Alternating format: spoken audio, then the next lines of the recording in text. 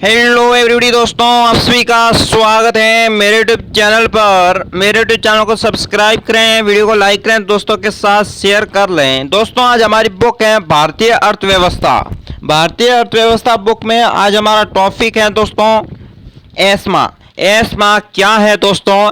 ESMA दोस्तों British कालीन एक दोस्तों एक्ट था। एस्मा ये दोस्तों भारतीय राजनीति जो भारतीय अर्थव्यवस्था बुक है उसमें बहुत बड़ा टॉपिक है, और इस टॉपिक के संबंध में दोस्तों सभी एग्जाम में बेस्ट क्लैरिफिकेशन के जो महत्वपूर्ण प्रश्न हैं वो दोस्तों एस्मा के संबंध में पूछे जाते हैं। तो दोस्तों बिना टाइम को वीडियो को करते हैं शुरू। इससे पहले दोस्तों वीडियो को लाइक कर लें और दोस्तों चैनल को सब्सक्राइब करें, दोस्तों के साथ इस वीडियो के लिंक को शेयर कर लीजिएगा। चलिए दोस्तों एस्मा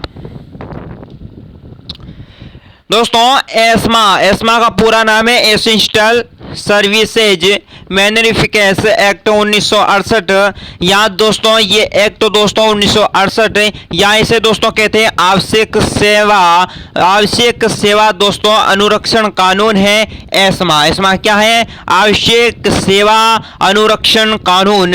सामान्य जीवन हेतु आवश्यक सेवाएं इस एक्ट की धारा 2 में उल्लेखित सेवाएं परिवहन स्वास्थ्य आदि को यथापूर्वक बनाए रखने के लिए ये एक कानून है। यानी कि दोस्तों एस्मा क्या है? एस्मा दोस्तों क्या है? एक्ट धारा 2 में उल्लेखित सेवाएं परिवहन स्वास्थ्य आदि को यथापूर्वक बनाए रखने के लिए एक कानून है जिसे एस्मा कहते थे। इसके अंतर्गत सरकार सामाजिक क्षेत्रों में कुछ महत्वपूर्ण सेवाओं को दोस्तों सुचारू रूप से बनाए रखने हेतु एक सार्वजनिक घोषणा के द्वारा इस एक्ट को लागू किया गया था। यानी कि मित्रों एक सार्वजनिक घोषणा के द्वारा इस एक्ट को लागू किया गया था। सार्वजनिक घोषणा का मतलब होता है दोस्तों समाचार या रेडियो के द्वारा प्रसारित किया जाने वाला। अब देखिए मित्रों इस एक्ट में लागू हो जाने के उपरांत इससे प्रभावित होने वाले सभी कर्मचारी हड़ताल नहीं कर सकते। यदि वे दोस्तों ऐसा करते तो इसे अवैध या दंडनीय माना जाएगा। एक बार एस्मा के अधिनियम दोस्तों 6 माह के लिए लगाया जा सकता है। यानी कि एस्मा दोस्तों एक्ट को लागू करने के उपरांत इससे दोस्तों प्रभावित होने वाले सभी कर्मचारी दोस्तों हड़ताल नहीं कर सकते एस्मा एक्ट लगने के बाद। और फिर दोस्तों अगर ऐसा करते हैं तो उसे अवैध और दंडनीय माना जाता है, और दोस्तों एस्मा में अधिकतम 6 माह के लिए लगाया जा सकता है। अब देखिए दोस्तों एस्मा के प्रावधान क्या थे। एस्मा एक्ट के कुल दोस्तों 9 धाराओं में बटा हुआ था। कितनी धाराएं थी? एस्मा प्रावधानों की 9 धाराएं। धारा फर्स्ट, इसमें एक्ट का नाम भारत में कहां कहां पर लागू किया जा सकता है, कितने समय अंतराल के लिए लगाया जा सकता है उल्लेखित इसमें दोस्तों। धारा 1 में क्या है कि ये एक्ट मित्रों क्या नाम क्या है इस एक्ट का, और भारत में कहां कहां इसे लागू किया जा सकता है, और साथ ही दोस्तों कितने समय अंतराल के लिए लगाया जा सकता है। ये दोस्तों धारा 1 में एस्मा का वर्णन है। धारा 2 में दोस्तों है एक्ट की परिभाषा, और दोस्तों एस्मा की परिभाषा है इसकी धारा 2 में है, और दोस्तों आवश्यक सेवाओं की सूची। ठीक है। थर्ड में देखिए कुछ नियोजनों के हड़ताल को प्रतिबंधित करने की शक्ति यदि केंद्र सरकार इस बात से संतुष्ट है कि सार्वजनिक हितों में ऐसा करना आवश्यक है तो वो एक आदेश द्वारा एक्ट को लागू कर हड़तालों पर प्रतिबंध लगा सकता है। यानी कि धारा 3 में एस्मा एक्ट के दौरान कुछ नियोजनों में हड़ताल को प्रतिबंधित करने की शक्ति भी दोस्तों एस्मा एक्ट में है। यदि केंद्र सरकार द्वारा दोस्तों इस बात को संतुष्ट है कि सार्वजनिक हितों में दोस्तों ऐसा करना आवश्यक हो तो दोस्तों इस आदेश द्वारा एक्ट को लागू कर हड़तालों पर दोस्तों क्या कर सकता है? प्रतिबंध लगा सकता है। अब देखिए धारा 4 के अनुसार अवैध हड़तालों द्वारा दोस्तों जुर्माना यदि इस एक्ट या अधिनियम के दौरान अंतर्गत आने पर दोस्तों कोई भी व्यक्ति इस एक्ट के लागू होने के बाद हड़ताल शुरू कर देता है तो उसे दोस्तों उसके भाग लेते हैं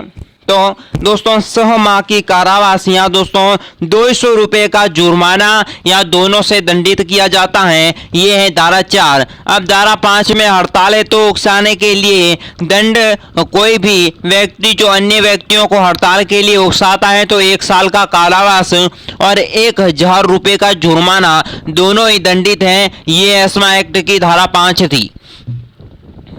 अब दोस्तों धारा स क्या है? अवैध हड़ताल को दोस्तों वित्तीय सहायता देने के लिए जुर्माना।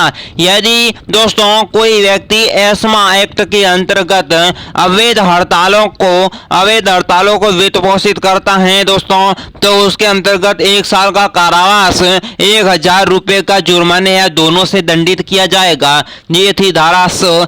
एस्मा की धारा 7 के अंतर्गत बिना वारंट के गिरफ्तार की शक्ति। किसी भी पुलिस अधिकारी बिना वारंट के किसी भी ऐसे व्यक्ति को गिरफ्तार कर सकती है जिस पर इस अधिनियम के तहत कोई अपराध करने का संदेह हो।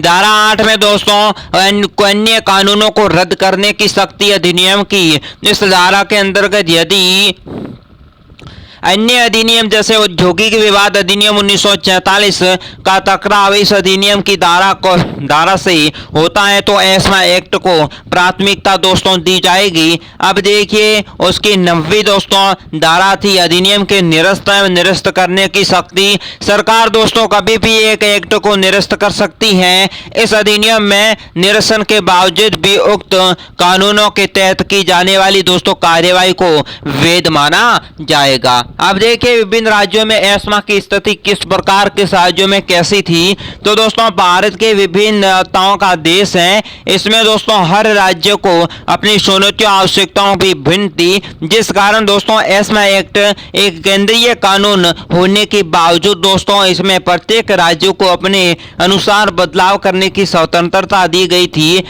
यहाँ पर देखिए दोस्तों कई राज्य कानूनों को सीधे अपने राज्य में आवश्यकता अनुसार लगा लेते थे, परंतु कई राज्यों ने अपने अनुसार आवश्यकता बदलाव कर आवश्यक सूचियों को दोस्तों अनुरूप परिवर्तन किया है। राजस्थान एस्मा एक्ट 1970 लगा था और आंध्र प्रदेश एस्मा एक्ट 1971 और केरल एस्मा एक्ट 1993 और दोस्तों कर्नाटक एस्मा एक्ट है जो 1994। अब देखिए एस्मा में केंद्र व राज्य सरकार के क्या फायदे थे। यद्यपि ये एक बहुत शक्तिशाली कानून है, लेकिन इसका क्रियान्वयन पूरी तरह से राज्य सरकार के विवेक पर आधारित है। सरकार को दोस्तों एक्ट के द्वारा आवश्यक सेवाओं को सुचारू रखने तथा दोस्तों कर्मचारियों को विद्रोह को दबाने में सहायता प्राप्त होती है।